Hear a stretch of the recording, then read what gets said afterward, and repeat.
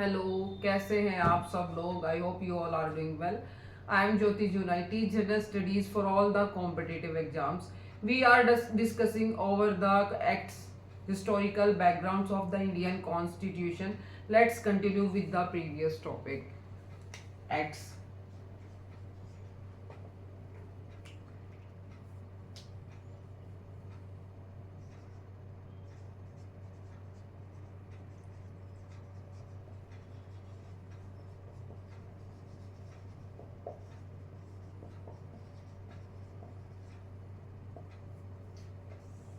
इससे पहले हमने कल 1919 का मॉन्टेग्यू, चेम्सफोर्ड रिफॉर्म्स हमने डिस्कस कर लिया था. हमने 1935 का भी कुछ पार्ट डिस्कस कर लिया था. दोबारा से देखते हैं इसे. 1935 के अंदर क्या हुआ? जब हमने 1919 को डिस्कस किया था तो उसके अंदर देखा था कि प्रोविंसेस थे. प्रोविंसेस के अंदर कौन सा सिस्टम लागू हुआ था? Dyarchy system, dual government,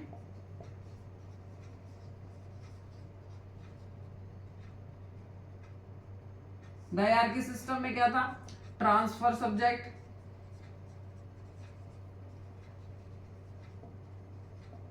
reserve subject. ये क्विक रिकैप है. Transfer subject, reserve subjects. लेकिन 1935 के अंदर ये अबॉलिस्ट, रिमूव कर दिया. अबॉलिस्ट, खत्म कर दिया है ये. क्या? Dyarchy system. ये सक्सेस नहीं रहा तो इसकी वजह से इसे रिमूव कर दिया है. अब डायरकी सिस्टम हम कहां लेकर आए? डायरकी सिस्टम लागू हुआ है एट सेंट्रल गवर्नमेंट.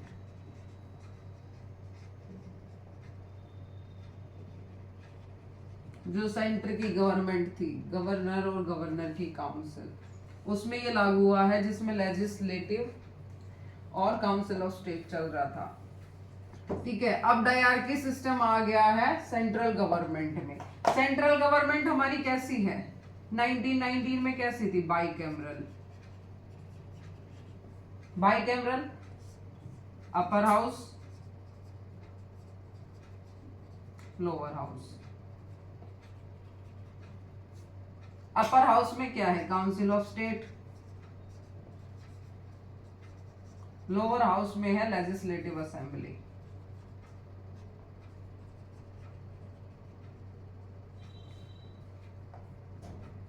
ये हमारा चल रहा है. अब 1935 में क्या डिफरेंट आया है? जब हमारी गवर्नमेंट बाइकैमरल चल रही है तो इसमें चेंज आया है कि अब जो हमारा अपर हाउस तो सेम रहेगा, लेकिन जो हमारा लोअर हाउस है, लेजिस्लेटिव असेंबली है, उसमें और चेंज होगा. उसे वो बनेगी फेडरल असेंबली.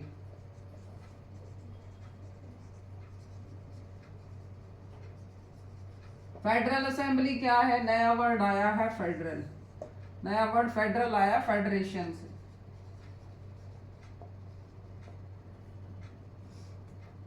फेडरेशन का मतलब क्या है?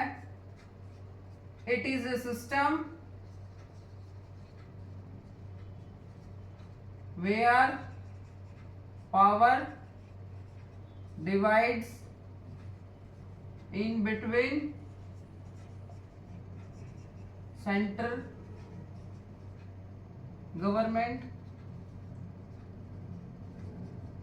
एंड प्रोविंसेस और स्टेट. प्रोविंसेस कह सकते हैं या फिर स्टेट कह सकते हैं. जब सेंटर और स्टेट की पावर के बीच में डिवीजन होता है तो उसे कहते हैं फेडरेशन सिस्टम. ये अब इंट्रोड्यूस हुआ है. Federation is introduce in India. अब इंडिया कैसी कंट्री होगी है? एक फेडरल कंट्री और होगी है। फेडरल, फेडरेशन का मतलब है संघ। इंडिया अब क्या है? राज्यों का संघ है जिसमें स्टेट्स हैं। तो ये आप ये सोच रहे होंगे स्टेट्स तो पहले ही थे, अब हमने फेडरेशन वर्ड यूज क्यों किया? जो ये स्टेट थे अभी तक, ये वही स्टेट थे तो ब्रिटिश गवर्नमेंट के अंदर आते हैं, जो ब्रिटिश सरकार ने जीता था, जहां पर उनका शासन चल रहा था, गवर्नमेंट चल रही थी, सरकार चल रही थी। लेकिन क्या सारी जगह सरकार चल रही थी? नहीं, कुछ जगह ऐसी थी जहां पर ये ब्रिटिश सरकार चल ही नहीं रही थी, जैसे कि जयपुर, हैदराबाद एंड कश्मीर। जयपुर, हैदराबाद और कश्मीर के अंदर प्रिंस गवर्नमेंट चल रही है। गवर्नमेंट तो छोड़ दो, शासन चल रहा है उसका, किंग चल रहा है, प्रिंस चल रहा है, इसलिए इनका नाम क्या है? Princely state.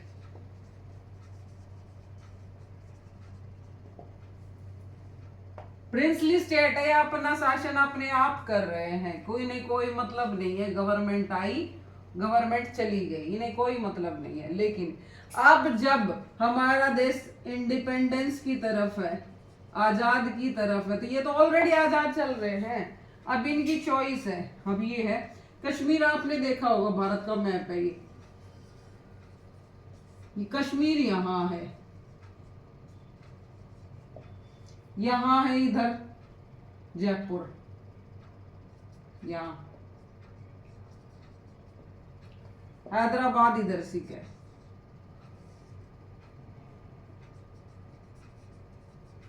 ठीक है, यहाँ आसपास हैदराबाद है। तो ये 3 जगह है। अब क्या इनको छोड़ के तो देश पे रूल होगा नहीं? कौन कौन से देख कैसी बढ़िया बढ़िया जगह पे बैठे हुए हैं और मान नहीं रहे हैं। ठीक है, ये कह रहा है हमें गवर्नमेंट चाहिए ही नहीं। अब ये प्रिंसली स्टेट है। अब जब हमारा कॉन्स्टिट्यूशन रेडी हो रहा है, सब कुछ रेडी हो रहा है, तो इनको थोड़ी ना छोड़ा जाएगा। तो कह रही है कि एक प्रपोजल आया है फेडरेशन का। फेडरेशन के प्रपोजल में है कि जो भी ये प्रिंसली स्टेट है, इनकी चॉइस है, they can willingly join, they can willingly join the government and be part of, can be part of Indian of India। ठीक है, इंडिया का पार्ट बन सकता है अगर इनकी चॉइस होगी। इन्हें फोर्स नहीं किया जा सकता, कांट बी फोर्स। अब इनकी चॉइस है, तो फेडरल असेंबली बनेगी। कब? जब उसके पास क्या आ जाएगा, जो ये फेडरल असेंबली की हमने बात की है, फेडरल असेंबली है, फेडरल असेंबली, जो ये फेडरल असेंबली है, इसमें क्या है? British government region plus princely state. अब देखोगे हैदराबाद शामिल हो जाता है, जयपुर शामिल हो जाता है, लेकिन कश्मीर आज तक शामिल नहीं हुआ था। कश्मीर का टॉपिक 370 हटाया, फिर जो 370 आया था वो कश्मीर के लिए आया था। जब हमारा कॉन्स्टिट्यूशन लिखा गया तो कश्मीर के लिए अलग से आर्टिकल्स हैं, और 370 आर्टिकल है कश्मीर के लिए, इसी वजह क्योंकि ये शामिल नहीं हुआ। शामिल नहीं हुआ तो ये सबसे ऊपर का पार्ट है इंडिया का, जो जितनी सुंदर शेप है ना, ये अगर ये चला गया कैसा लगेगा इंडिया? देखिए, तो इंडिया को अपनी शक्ल भी बनाए रखनी है, तो कितना सुंदर नक्शा है ना हमारे इंडिया का। तो उसे बनाए रखने के लिए हमें कश्मीर की भी जरूरत है। बहुत सारे रीजंस है कश्मीर का हमारे पास होना। ठीक है, अब इसकी चॉइस है, विलिंग है ये। ठीक है, अपनी मर्जी से ये चाहे तो इंडिया में आ सकता है, अब ये चाहे तो पाकिस्तान में जा सकता है। इसकी चॉइस है, प्रेशर नहीं डाला गया है इस पे। तो तो हमारी बनी है क्या, फेडरल असेंबली। अब जो हमारी गवर्नमेंट को कहा जाएगा बाइकैमरल, जो हमारी लेजिस्लेचर चल रही है बाइकैमरल है, तो फेडरल असेंबली क्या हो गई, लोअर पार्ट है, लोअर हाउस, और अपर हाउस क्या है, ये फिर से वही है, काउंसिल ऑफ स्टेट। अब हमारी लोकसभा या राज्यसभा, तो फेडरल असेंबली है।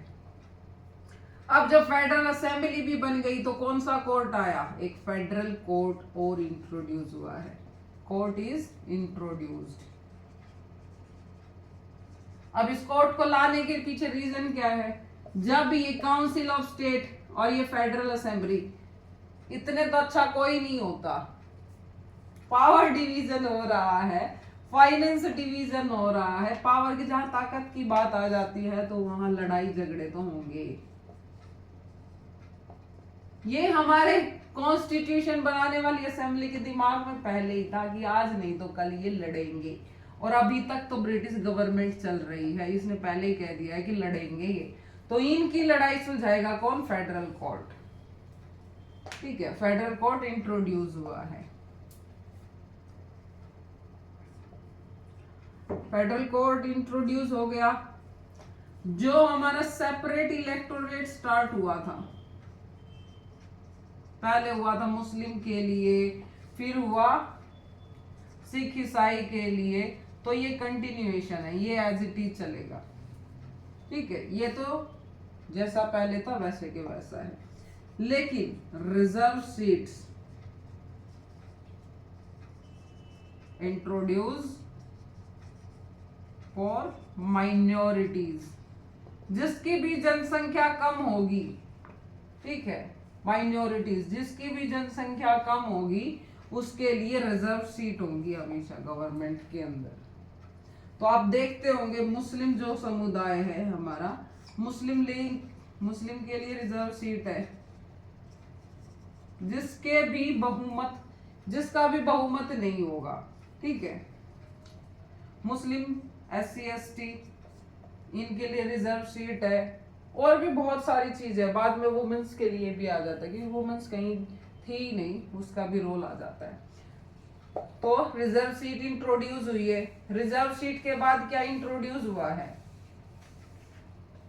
सबसे मेन फंक्शन आ गया हमारा RBI, reserve bank of India. आखिरकार इसी का इंतजार हो रहा था, रिजर्व बैंक ऑफ इंडिया।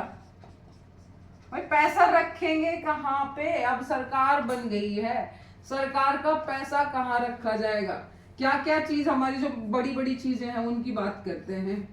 हमारी सरकार आ गई है, गवर्नमेंट आ गई है, UPSC आ गया, public service commission, civil services वो इंट्रोड्यूस हो गई थी, एजुकेशन इंट्रोड्यूस हो गई थी, हेल्थ हो गई थी, फिर उसके बाद सुप्रीम कोर्ट बन गया था, और अब क्या आ गया है, RBI। यानी कि अब हमारा सब कुछ कंप्लीट हो गया है। अब हमने कह दिया 1935 में कि हाँ चल ठीक है, इसलिए हमारा जो 1935 का एक्ट है वो एज इट इज है कॉन्स्टिट्यूशन के अंदर, सबसे ज्यादा पार्ट इसी का लिया गया है। और ये क्यों कहा जाता है, जो 1935 का जो एक्ट है हमारा वो सबसे बड़ा एक्ट है, सबसे बड़ा है, उसमें 321 सेक्शंस हैं और 10 शेड्यूल्स। ये तो उन्होंने हमें दे ही दी थी, उसके बाद ही कुछ नए चेंजेस हुए हैं। अब क्या बनेगा, कॉन्स्टिट्यूशन। इतनी सारी चीजें हमें दे दी, अब हमें लिखनी है ये। तो 1935 एक्ट हमारा हो गया पूरा, सारे राइट्स मिल गए हैं, लगभग सेटिस्फाई है। ठीक है, लेकिन 1935 के बाद अब हम ब्रिटिश गवर्नमेंट को लग रहा है कि अब राज मुश्किल से किया जाएगा। ठीक है, अब आ गया हमारा इंडियन इंडिपेंडेंस एक्ट।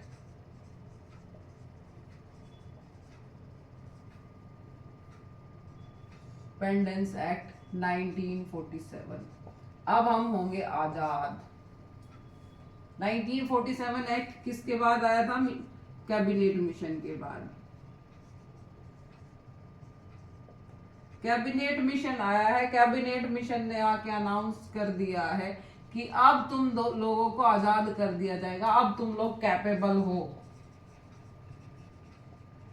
अपनी कंट्री को रूल करने के लिए।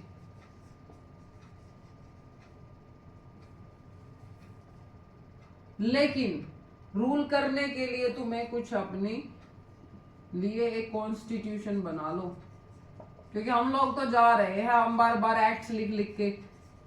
ये क्यों भेज रहा है? यूके जो है ना, यूके का कॉन्स्टिट्यूशन रिटर्न नहीं है, इसलिए एक्ट्स भेजते हैं बार बार। तो ये कह रहा है कि भाई अब हमने कब से भेज रहे हैं तुम्हें? 1773 से भेजते भेजते 1947 आ गया है। हम एक्ट्स पे एक्ट्स ला रहे हैं, रिफॉर्म्स पे रिफॉर्म्स ला रहे हैं। अब तुम इन सबको लिख लो, हम तो चले जाएंगे, और हम चले गए तो तुम लोगों का होगा क्या? तुम इन सबको लिख लो, तुम्हें रूल करना सिखा दिया हमने, पढ़ा हमने दिया है, अब तुम लोग अपना कॉन्स्टिट्यूशन लिखो। तो कैबिनेट मिशन ने क्या प्रपोज किया है? एक कॉन्स्टिट्यूएंट असेंबली। कॉन्स्टिट्यूएंट असेंबली इसने कॉन्स्टिट्यूएंट असेंबली को प्रपोज किया है। अब ब्रिटिश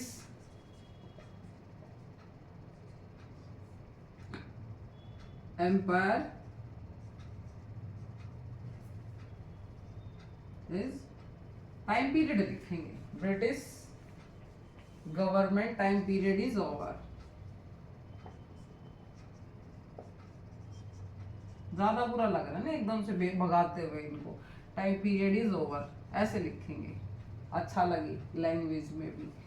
तो British government time period is over, you can rule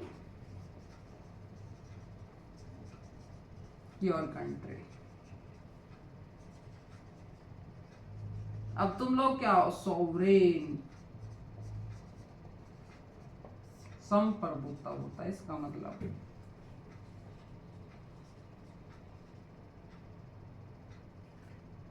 छोटा आएगा हाफ, संप्रभुता, ठीक है। मतलब तुम्हारा खुद का शासन होगा इस पे, ठीक है। तो सॉवरेन हो गई है, प्रपोज कर दिया है, 1947 के अंदर आजाद कर दिया है। अब 15 अगस्त 1947 decided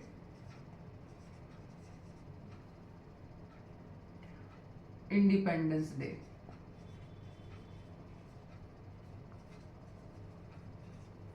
day for both the countries.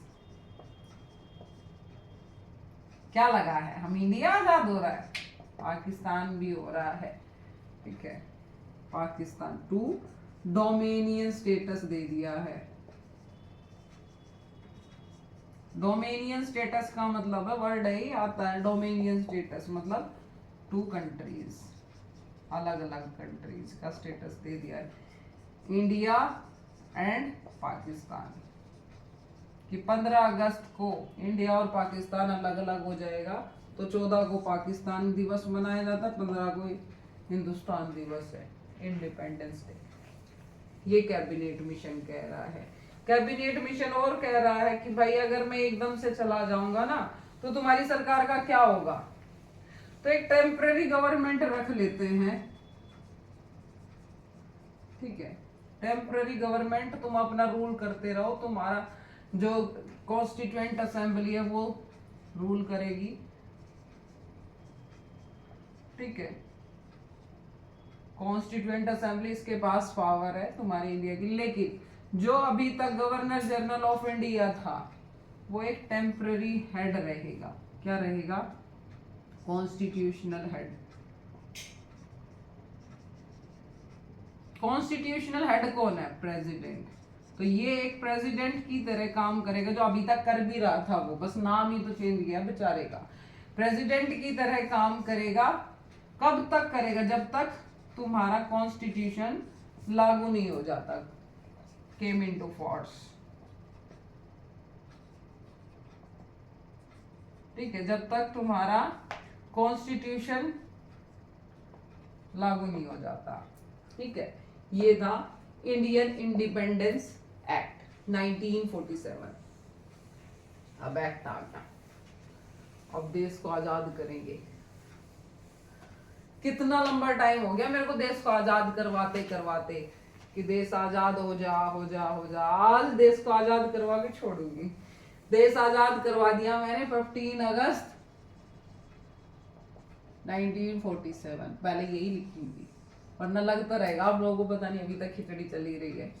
तो कॉन्स्टिट्यूएंट असेंबली का कंसेप्ट आ गया मई 1946 के अंदर, प्रपोजल ऑफ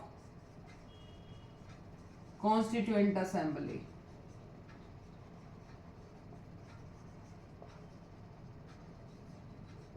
प्रपोजल आ गया है। अब प्रपोजल के बाद क्या है? इसकी मीटिंग होगी। अब मेंबर डिसाइड होंगे। मेंबर है 389 मेंबर्स। 389 मेंबर्स है। बिफोर पार्टीशन है ये।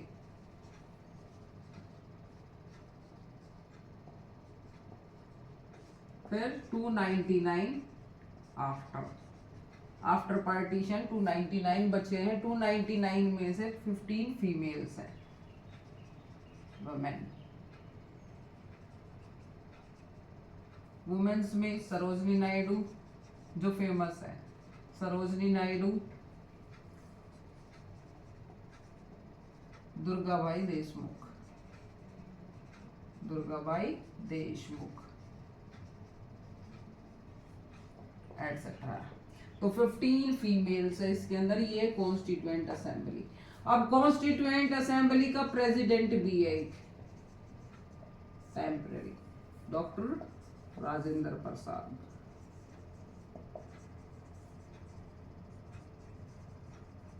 अब हम कॉन्स्टिट्यूएंट असेंबली असेंबली कर रहे हैं, लेकिन आई कहां से? आइडिया किसने दिया है? एमएन रॉय ने 1934 के अंदर दे दिया था। फिर 1935 के एक्ट में इसकी डिमांड की गई। तो ये कॉन्स्टिट्यूएंट असेंबली 1946 में इसके लिए 9 दिसंबर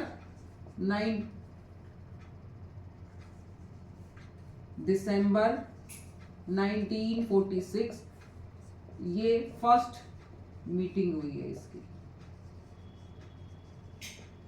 फर्स्ट मीटिंग हुई है कॉन्स्टिट्यूएंट असेंबली की। कॉन्स्टिट्यूएंट असेंबली की मीटिंग के बाद इन्होंने लिए 11 सेशन इन 165 डेज। कंप्लीट किया है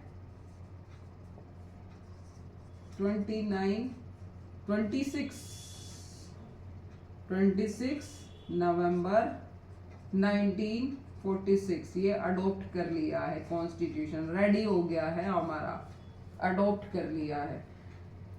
फिर 26 क्या जनवरी 1950 को ये केम इनटू फोर्स। अब ये लागू हो गया है। अब कुछ कमेटीज देख लेते हैं। इसके अंदर कमेटीज बनी थी कॉन्स्टिट्यूएंट असेंबली के अंदर।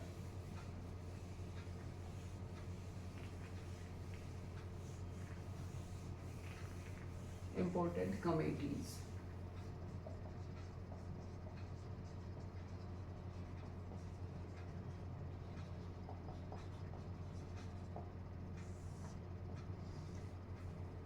अगर असेंबली की बात तो ये तो ड्राफ्टिंग कमेटी सबसे पहले आती है। Drafting committee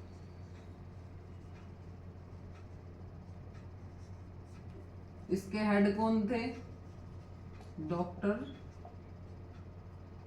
BR Ambedkar.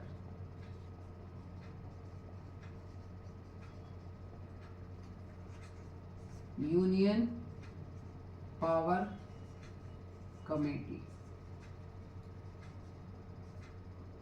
Logic है, सीधा सीधा यूनियन पावर की बात आ रही है, नहीं यूनियन की बात आ रही है तो जवाहरलाल नेहरू। गांधी जी ने अपना रोल नहीं दिया इसमें, जवाहरलाल नेहरू। पूछो क्यों?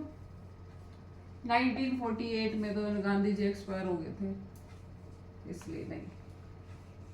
पर गांधी जी भी होते किसी ना किसी में। यूनियन कॉन्स्टिट्यूशन कमेटी,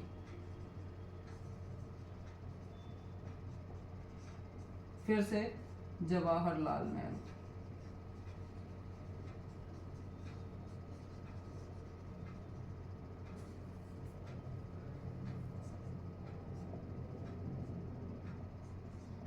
एक प्रोविंशियल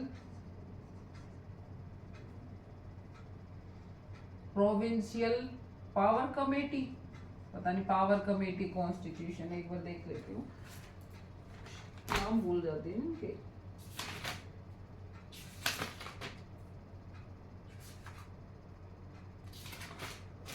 कमेटी बहुत सारी, प्रोविंशियल कॉन्स्टिट्यूशन कमेटी, पावर नहीं, प्रोविंशियल कॉन्स्टिट्यूशन कमेटी। प्रोविंशियल के लिए भी तो कॉन्स्टिट्यूशन बना है, प्रोविंशियल कॉन्स्टिट्यूशन कमेटी। अब प्रोविंसेस की बात आती है तो किसने शामिल किए थे? ये थे सरदार पटेल, सरदार पटेल। और फिर है रूल्स ऑफ प्रोसीजर,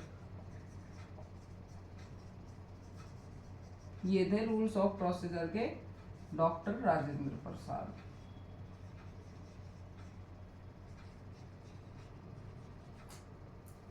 ठीक है, ये सारी इंपॉर्टेंट कमेटीज है, इनके भी नाम याद कर लेना।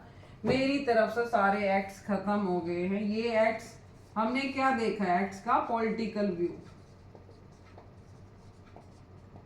हिस्टोरिकल तो हिस्ट्री में पढ़ोगे, क्यों आया, कैसे आया, साइमन कमीशन आया, नेहरू रिपोर्ट आई, ये सारा का सारा पॉलिटिकल व्यू पढ़ाया गया ताकि आपका ध्यान भंग ना होते हुए हमें कहाँ आना है, कॉन्स्टिट्यूशन पे। अब आ गया हमारा कॉन्स्टिट्यूशन।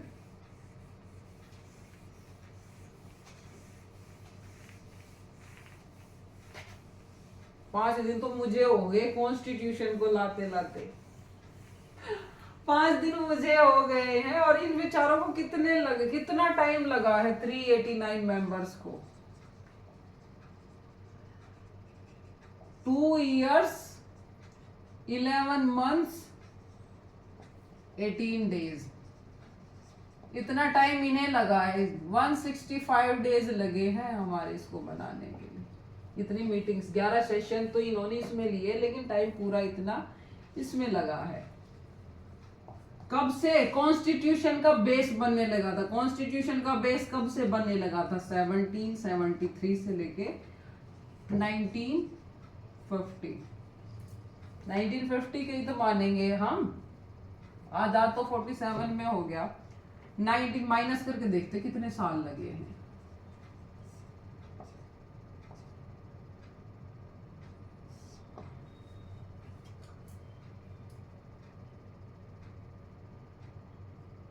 अब देख लो, 177 इयर्स लगे हैं कॉन्स्टिट्यूशन को आने में बेचारे को।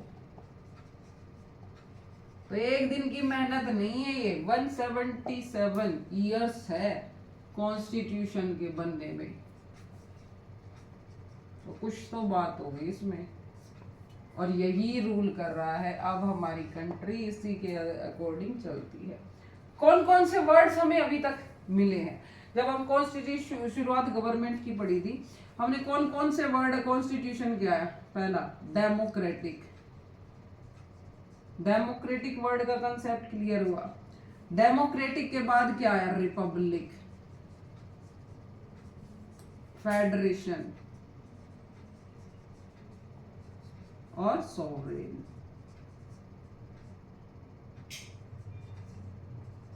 तो ये वर्ड्स अभी तक हमने हिस्ट्री से लेकर आए हैं। ये मत सोचने कहां से आ गए, जब कॉन्स्टिट्यूशन आता कहां से। तो हमारी कंट्री डेमोक्रेटिक है, रिपब्लिक है, फेडरल है और सॉवरेन है। डेमोक्रेटिक जहां पर सरकार काम करती है, बाय पीपल चूज है, इलेक्टेड मेंबर्स है। रिपब्लिक कॉन्स्टिट्यूशनल हेड है। फेडरेशन असेंबली है, संघ है स्टेट्स का। सॉवरेन संप्रभुत्व, अपना खुद का शासन है इनका। तो ये हमारा कॉन्स्टिट्यूशन के वर्ड्स, इन वर्ड्स को याद रखना। एक एक वर्ड पूछा जाता है क्वेश्चंस के अंदर।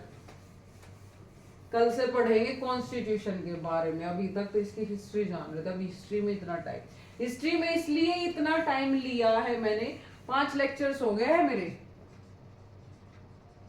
5 लेक्चर्स हो गए हैं हिस्टोरिकल बैकग्राउंड के 5 लेक्चर्स हुए हैं। क्यों लिए हैं मैंने? ताकि आप पहले रिलेट कर सके। जब भी आप कॉन्स्टिट्यूशन में इन वर्ड्स को पढ़े तो आप रिलेट कर पाएंगे कि ये कहां से आया है।